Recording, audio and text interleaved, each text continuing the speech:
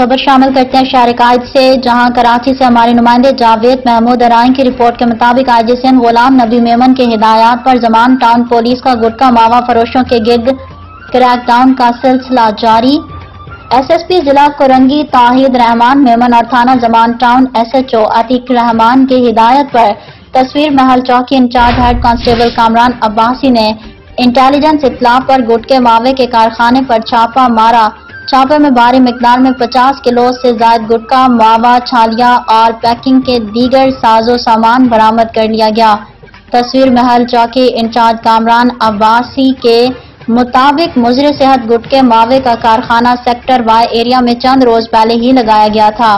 Police نے گٹکا ماوا بنانے والے 2 ملزمان مشتاق اور عتیق کو بھی گرفتار کر لیا۔ گرفتار ملزمان کے خلاف تھانہ زمان ٹاؤن میں مقدمہ درج کر لیا گیا ہے۔